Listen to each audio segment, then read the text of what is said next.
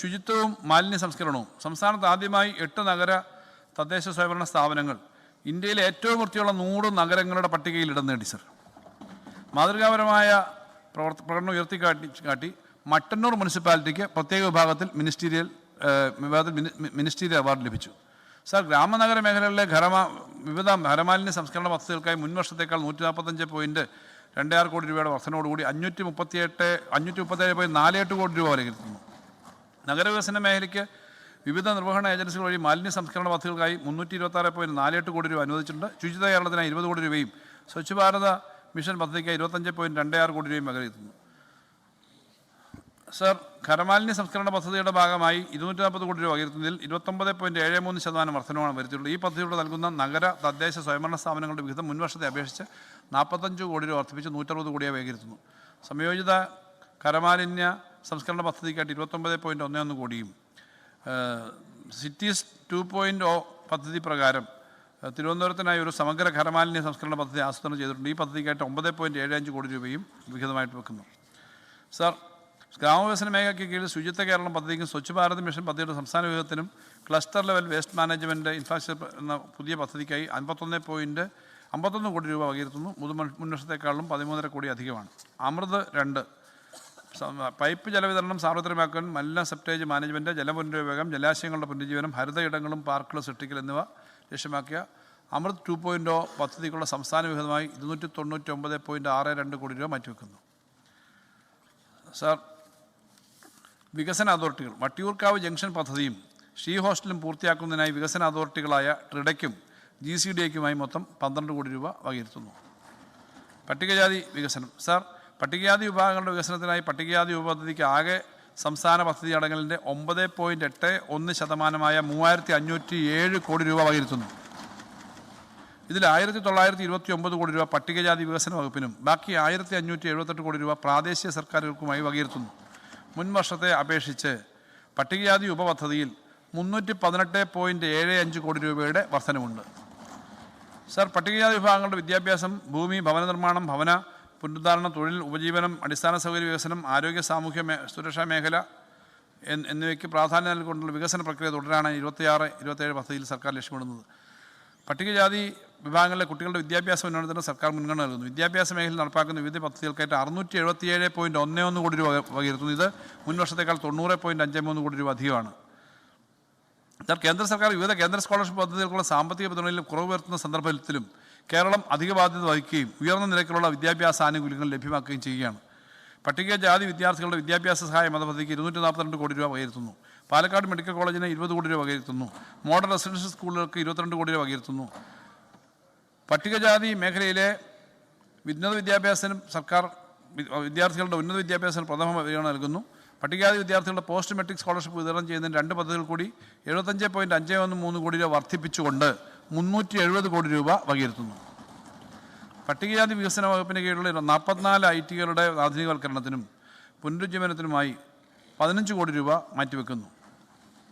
പട്ടികജാതി വിഭാഗങ്ങൾക്ക് ഭൂമിയും പാർപ്പിടവും നൽകുക എന്നത് സർക്കാരിൻ്റെ മുൻഗണനാ മേഖലയാണ്. സർ, പട്ടികജാതി വിഭാഗങ്ങളിലെ ജനങ്ങൾക്ക് മാന്യമായ ഭവന സൗകര്യം ഉറപ്പാക്കുന്ന വീട് നിർമ്മാണത്തിനും ഭൂമി ലഭ്യമാക്കുന്ന പദ്ധതിക്കുമായി ആകെ 746 കോടി രൂപ വകയിരുത്തുന്നു. മുൻ വർഷത്തേക്കാൾ 28 കോടി രൂപ അധികമാണ്.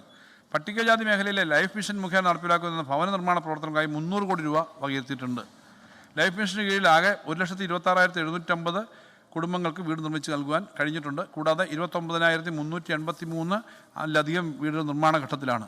സർ, പഠനമുറി നിർമ്മാണവും സേഫ് പദ്ധതി 14 കോടി രൂപയുടെ വർധനയോടുകൂടി 254 കോടി രൂപ വകയിരുത്തുന്നു. ഭൂരഹിതരായ പട്ടികജാതി കുടുംബങ്ങൾക്ക് വീട് നിർമ്മിക്കുന്നതിന് ഭൂമി നൽകുന്നതിനായി 177 കോടി രൂപ വകയിരുത്തുന്നു. പട്ടികജാതി വിഭാഗക്കാരുടെ നൈപുണ്യ പരിശീലനങ്ങൾക്ക് സംരംഭ വികസനത്തിനും അവരുടെ തൊഴിലവസരങ്ങൾ വിപുലീകരിക്കുന്നതിനുള്ള പട്ടികജാതിക്കുള്ള 109.41 കോടി രൂപ വകയിരുത്തുന്നു. മുൻവർഷത്തെ അപേക്ഷിച്ച് 33.21 കോടി രൂപയുടെ വർധനമാണ് ഈ മേഖലയിലുള്ളത്. തൊഴിലിനും പരിശീലനത്തിനും മാനവശേഷി വികസനത്തിനുള്ള സഹായം എന്ന പദ്ധതിക്ക് 15 കോടി രൂപ വർദ്ധിപ്പിച്ചുകൊണ്ട് 75 കോടി രൂപ വകയിരുത്തുന്നു. പട്ടികജാതി സമുദായങ്ങളിലെ നിലവിലുള്ള സംരംഭകർക്ക് അവരുടെ ബിസിനസ് സംരംഭങ്ങൾ വികസിപ്പിക്കുന്നതിനായി സംരംഭകത്വ വികസന പദ്ധതിക്ക് 10 കോടി രൂപ വകയിരുത്തുന്നു. പട്ടികജാതി വിഭാഗത്തിലെ സംരംഭകത്വത്തെ പ്രോത്സാഹിപ്പിക്കുന്ന KBIS പട്ടികജാതി സംരംഭകത്വ വികസന മിഷൻ എന്ന പുതിയ പദ്ധതിക്കായി നടപ്പിലാക്കുന്നതിന് 5 കോടി രൂപ വകയിരുത്തുന്നു. സർ, പട്ടികജാതി മേഖലയിൽ വനിതാ സമൃദ്ധി സ്ത്രീ ശാക്തീകരണ പരിപാടി എന്ന പുതിയ പദ്ധതി കുടുംബശ്രീ മിഷനുമായി സഹകരിച്ചുകൊണ്ട് പട്ടികജാതി പട്ടികവർഗ വികസന കോർപ്പറേഷൻ നടപ്പാക്കുന്നതിനായിട്ട് 10 കോടി രൂപ വകയിരുത്തുന്നു. സാർ, പട്ടികജാതി നഗറിലെ റോഡ്, കുടിവെള്ളം, വൈദ്യുതി എന്നീ പ്രശ്നങ്ങൾ പരിഹരിക്കുന്ന പദ്ധതിക്ക് 138 കോടി രൂപ വകയിരുത്തുന്നു. പട്ടികജാതി നഗറുകളുടെ സമഗ്ര വികസനം ലക്ഷ്യമിടുന്ന അംബേദ്കർ ഗ്രാമവികസന പദ്ധതിക്ക് 65 കോടി രൂപയും പട്ടികജാതി ഉപപദ്ധതികളുടെ കോർപ്പസ് ഫണ്ട് പദ്ധതിക്കായി 53 കോടി രൂപയും വകയിരുത്തിയിട്ടുണ്ട്. സാർ, 5 മുതൽ 15 വരെയുള്ള പട്ടികജാതി കുടുംബങ്ങൾ താമസിക്കുന്ന നഗറുകളുടെ സൗകര്യങ്ങൾ വർദ്ധിപ്പിക്കുന്നതിന് സ്പെഷ്യൽ പാക്കേജ് പദ്ധതിക്ക് 20 കോടി രൂപ വകയിരുത്തുന്നു.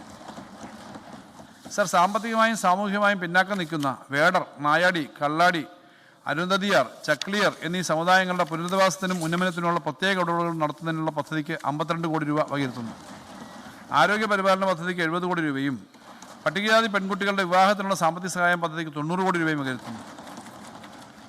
സാർ, സംസ്ഥാന പട്ടികജാതി പട്ടികവർഗ വികസന കോർപ്പറേഷന് ഇപ്പോൾ ബജറ്റ് വിഹിതം കേന്ദ്രം നൽകുന്നില്ല. ആ മേഖലയിലെ പ്രവർത്തനങ്ങൾ തുടരുന്നതിനായി 10 കോടി രൂപ സംസ്ഥാന ഗവൺമെൻറ് വകയിരുത്തുന്നു. സാർ, പട്ടികവർഗ വികസനം സംസ്ഥാന പദ്ധതി വിഹിതത്തിൻ്റെ 2.83% പട്ടികവർഗ ഉപപദ്ധതിക്കായിട്ട് മാറ്റിവെച്ചിട്ടുണ്ട്. പട്ടികവർഗ ജനസംഖ്യയുടെ അനുപാതത്തെക്കാൾ കൂടുതലാണിത്. 1012 കോടി രൂപ പട്ടികവർഗ വികസനമായി മാറ്റിവെച്ചിട്ടുണ്ട്. 775 കോടി രൂപ പട്ടികവർഗ വികസന വകുപ്പിനും ശേഷിക്കുന്ന 237 കോടി രൂപ പ്രാദേശിക സർക്കാരുകൾക്കായിട്ട് വകയിരുത്തുന്നു. ഈ സർക്കാരിൻ്റെ കാലയളവിൽ ലൈഫ് മിഷൻ്റെ കീഴിൽ പട്ടികവർഗ വിഭാഗങ്ങളുടെ ഭവന നിർമ്മാണത്തിൽ വലിയ മാറ്റങ്ങളാണ് താഴെത്തട്ടിൽ ഉണ്ടായിരിക്കുന്നത്. ലൈഫ് മിഷൻ്റെ വിവിധ ഘട്ടങ്ങളിലായി 53,552 പൂർത്തീകരിക്കുകയും 7,268 വീടുകളുടെ നിർമ്മാണം നിലവിൽ പുരോഗമിക്കുകയും ചെയ്യുന്നു. സുരക്ഷിതവും മാന്യമായ വീടുകൾ നിർമ്മിക്കുന്നതിന് ലൈഫ് മിഷൻ 140 കോടി രൂപ മാറ്റിവെക്കുന്നു. സേഫ് പദ്ധതിയിലൂടെ 80 കോടി രൂപയും പ്രത്യേകമായി വകയിരുത്തുന്നു. സേഫ് പദ്ധതിക്കായി 80 കോടി രൂപയിൽ അതിന് സ്മാർട്ട് സ്റ്റഡി റൂമുകൾ ഉൾപ്പെടെ വിവിധ മേഖലകൾ കൊടുക്കുന്ന കാര്യങ്ങൾക്കായിട്ട് പണം നൽകും. പഠനമുറികൾ നൽകുന്ന പരിപാടിക്ക് 200 പട്ടിക വിദ്യാർത്ഥികൾ ആദ്യ വർഷം പരിഗണിക്കും. 2.5 ലക്ഷം രൂപ വെച്ച് അവർക്ക് നൽകും. പട്ടികവർഗ പുനരധിവാസ വികസനം മുഖേന പൂരഹിതരായ പട്ടികവർഗക്കാരുടെ പുനരധിവാസവുമായി ബന്ധപ്പെട്ട ചെലവുകൾക്കായി 42 കോടി രൂപയും ഭൂമി രജിസ്ട്രേഷനുമായി ബന്ധപ്പെട്ട പ്രാഥമിക ചെലവുകൾക്ക് നിയമപരവും സാമ്പത്തികമായി പിന്തുണയ്ക്കുമായി പുതിയ പദ്ധതിക്കായി 1 കോടി രൂപയും വകയിരുത്തുന്നു. സാർ, പട്ടികവർഗ വിദ്യാഭ്യാസ പ്രോത്സാഹന പരിപാടിക്കായി 163.06 കോടി രൂപ വകയിരുത്തുന്നു. വിദ്യാവാഹിനി പദ്ധതിക്ക് 30 കോടി രൂപ വകയിരുത്തുന്നു. പോസ്റ്റ് മെട്രിക് പ്രീ മെട്രിക് സ്കോളർഷിപ്പുകൾക്കായിട്ട് 13 കോടി രൂപ വകയിരുത്തുന്നു.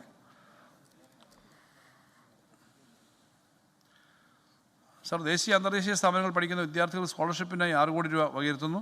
പട്ടികവർഗ യുവാക്കളുടെ നൈപുണ്യ വികസനത്തിനും തൊഴിൽ സംരംഭത്തെ അവസരങ്ങൾ വർദ്ധിപ്പിക്കുന്നതിനായി 91 കോടി രൂപ വകയിരുത്തുന്നു. പട്ടികവർഗക്കാർക്കുള്ള വരുമാനദായക കാർഷിക ഉദ്യോഗ പദ്ധതിക്ക് 12 കോടി രൂപ വെക്കുന്നു. 100 ദിവസം പൂർത്തിയാക്കുന്ന പട്ടികവർഗ ഗുണഭോക്താക്കൾക്ക് അധികമായി നൽകുന്ന 100 ദിവസം തൊഴിൽ നൽകുന്ന കേരള ട്രൈബൽ പ്ലസ് തൊഴിൽ ഉറപ്പ് പദ്ധതിയിൽപ്പെടുന്ന ട്രൈബൽ പ്ലസിന് 49.82 കോടി രൂപ അധികമായിട്ട് വകയിരുത്തുന്നു.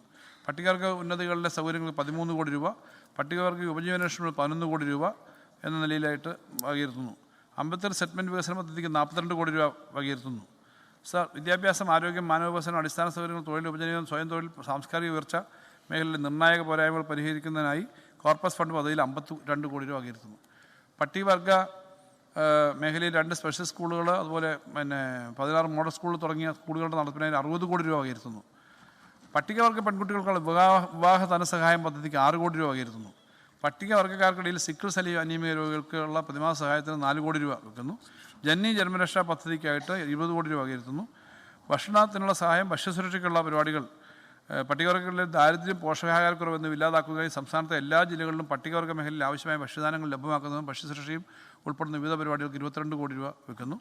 പട്ടികവർഗ ആശ്വാസ ക്ഷേമ നിധിക്ക് 40 കോടി രൂപ വകയിരുത്തുന്നു.